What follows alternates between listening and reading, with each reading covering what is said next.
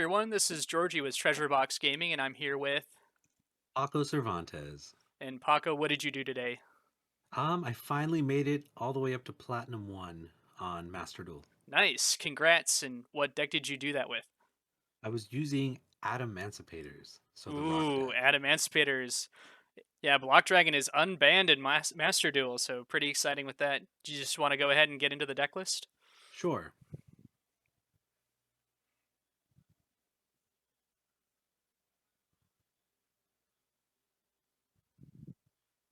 So the first thing is, as you can see, it's Sekka's Light over any other spells and traps. And aside from that, the lineup is Dragon's Buster Destruction Sword for the locking people out of the extra deck. Since Union Carrier is also legal in this, Adaras for extension, Weeping Idol, a non-tuner extender rock. I got my Maxis, playing 3 Doki Doki. I have the PrankKids package in, so the 3 Roxys in my Dropsies. Adamancipator lineup, pretty standard, 3 3 3. And then I have my one Gigantes. I go back and forth between that one playing a 1 or 2, but right now it's at 1 and it's been nice. And then of course the Guardian, the one Sandman. I do like having the one Sandman just because there are a lot of trap decks out there. I don't really feel like playing more than one is needed, but I do like to have the one just as an option. And then just Petting Sisor as an extender, level 4 Earth, non-tutor. It's not a rock, but still level 4 Earth. And then I have Supplier, so also a really nice card to hit off of my Adamancipators. And then Star of the Deck, Block Dragon, super broken. Special summon effect is not once per turn. The effect that he does have once per turn lets me add 3 extenders, which is nuts, even without Link Cross. And then the 3 Seconds Light. This was actually suggested to me by Georgie, and I put it in. I was a little hesitant because there are a lot of Eldritch decks in Platinum, but if I'm it's really just skill drain that I'm worrying about, and as long as it's anything else, or if it's that deck but they don't play skill drain, this card just lets me do my rock thing more consistently. And I truly believe that this is like as an engine, like as a strategy, it is one of the strongest ones that we currently have on Master Duel. So if like the more consistently I can do what I'm supposed to do, the more wins I think I'm gonna get. What's funny is this deck has been called the strongest deck that has never won a championship because the deck came out right when the COVID-19 pandemic hit. And we've seen consistently on YouTube, for example, Lithium's Cross Banless Cup, this deck ended up beating all other strategies across all other years just because of how powerful this engine is. Yeah, and like as a reminder, Link Cross is not legal for this, but when this deck came out, it was, and that just made it even more consistent and even more ridiculous because you were able to do token plays as well. And just for our viewers that are not quite familiar, can you go into how the PrankKids engine works in this deck? Yeah, so what it is, it's really just free bodies.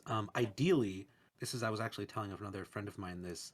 Ideally, if my opponent does not open any hand traps and I'm able to get everything on the board, I am able to summon well over like 15 times or something.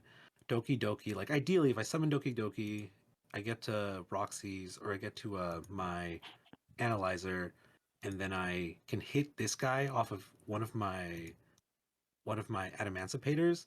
I'm able to link it off, summon my Meow Meow, and then I will activate effects, special summon Dropsies, link those two into Doodle Doo, and then bring out another Roxy. So Roxy's by itself, off of one of my Adamancipators, is a free link too. And even by himself, like he's also a really, really good start.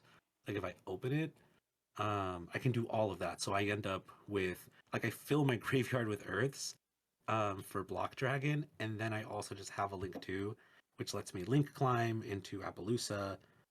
It gives me bodies on board to have for later plays. It is really really nice, and I was not playing that before. I when I broke into Platinum 5, I did not have that in. It was suggested to me. My good friend Vani Avalos. Um, But yeah.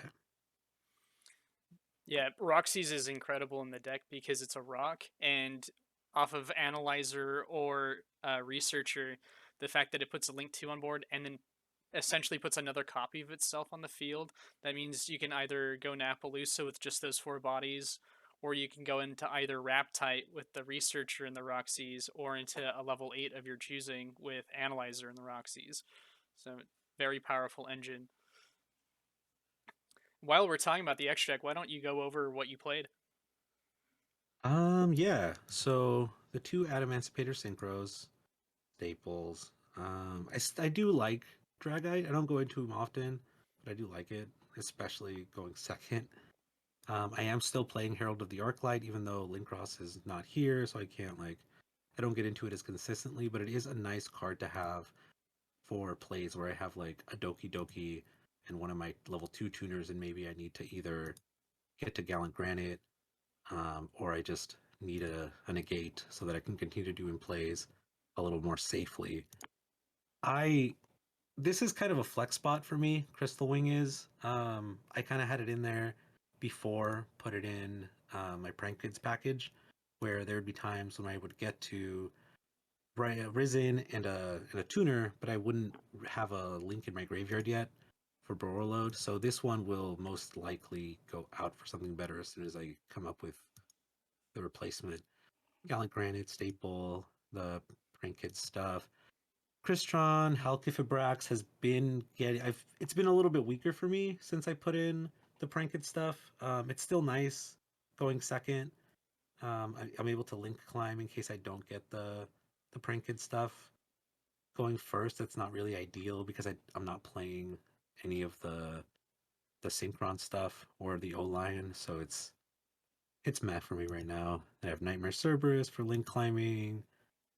IP for my end board, Union Carrier because this card is busted, just lock my opponent out of the extra deck, Appaloosa, and then my kill card, Access Code Talker. And then just a question. Um, have you thought about playing Abyss Dweller in the deck over Crystal Wing? Yeah. So in because I played this deck during that Link Cross format, and because of how many bodies we could put on board, there were times when like everything went perfectly that we could summon Abyss Dweller. Um, in this case, at least when I first built the deck, I was having a harder time getting to that point, so I ended up just cutting it for this guy. But with the Prank Kids package, because I'm able to get so many bodies, and I'm able to link to Appaloosa without having to use too many of my rock monsters themselves, I actually think that I am going to try to put in Crystal Wing, take out Crystal Wing and put in the Abyss Dweller. Okay. And then how often would you say you use Union Carrier to equip the Buster Dragon versus equipping Block Dragon? Because Block Dragon is at 3, I get to it almost every game. Um, I haven't had to. I will probably because I do prioritize Block Dragon. So if like there's a point when I'm doing my combo and I haven't gotten to it yet, I haven't been able to Gallant for whatever reason, then I would want to do that. Um, but like I said, it hasn't come up yet. Okay. And what does this deck do if you get Max Seed? Um, a lot of the times since I've been playing it, I've been pretty fortunate to where like 99% of the time when they do maxi me, um, it's off of like petting Sasor specifically, so that I'm able to just normal summon another level 4, go into Gallant Granite, grab the Block Dragon and just pass. Because I also play maxi. I was actually doing that more often with Nibiru. I did have Nibiru in here. I took it out. I've thought about putting it back in specifically because of that play. Summon Gallant, grab Nibiru, and pass. It's a pretty strong play because if they're playing a trap deck, they're not going to kill me and it's going to get back to my turn. And if they are playing a combo deck, they have to put up a monster to or some kind of negation in order to protect themselves from Nibiru, or they just can't kill me, which is ideal because then it gets back to me.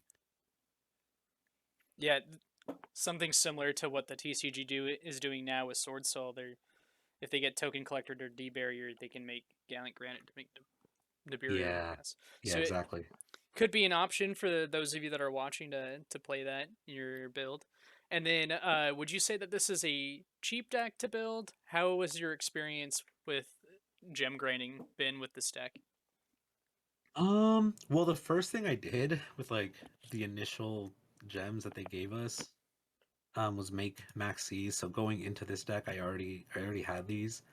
And as you can see, there actually aren't too many ultra rares in my main deck. Like it's literally just this guy, And, Destruction Sword, my three max Cs, and that's it in and the terms of the Buster main deck. Dragon, yeah.